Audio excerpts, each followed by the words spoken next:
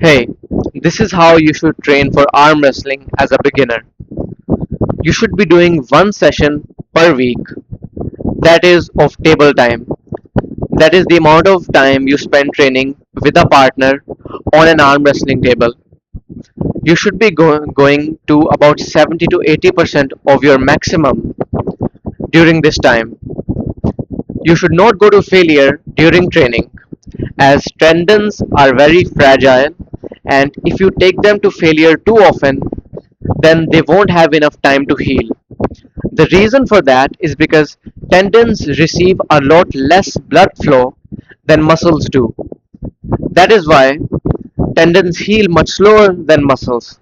So you have to be careful when training your tendons such that you don't overtrain them.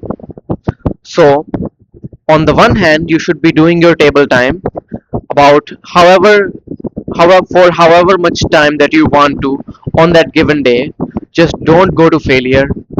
Do about 60 to 70%, at most 80% of your max capacity. Now on the rest of the days you should be doing conditioning. That is, you should be doing the arm wrestling movements such as pronation, supination, cupping, and extension. These are the common arm wrestling moves. You need to be training these range of motions using a large number of reps, between 50 to 100 reps for each of these movements, and you should do multiple sets for each movement. You can do this at the start for about an hour. The purpose of this is to promote blood flow through the tendons, and this will promote healing for the training session that you did earlier.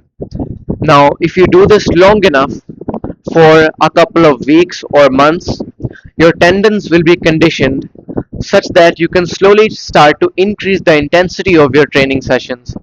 You can go from one for you can go from doing table time once a week to twice or three times a week. The most important part of this is your conditioning. You cannot skip conditioning. It is as important as your strength training. Your strength training paired with your conditioning allow you to slowly gain strength while allowing your body and your tendons to heal. Now, along with this, there are the other things such as recovery, which involve sleep and how you manage your diet. Tendons also require protein, and along with that, they need collagen. There are a number of foods which you can look up which provide collagen. One of those are guavas, and guavas provide vitamin C, which is also very important for the healing of tendons. Collagen you can find in bone broth and other meat sources. So, if you take care of your diet, if you have a high protein diet, you have adequate vitamin C intake and enough collagen intake, because collagen is what builds up tendons. Along with that, you have your conditioning. Now, there is no limit to how much conditioning you can do. You can do 1 hour, 2 hours, 3 hours, however much time you have, because it is very low intensity. The purpose of this is to do a lot of volume such that your tendons can be conditioned to handle loads.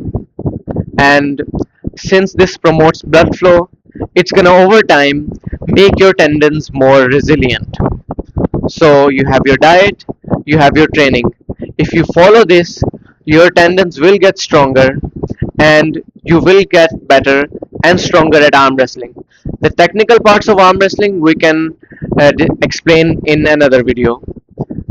In terms of training, this is all you need to know.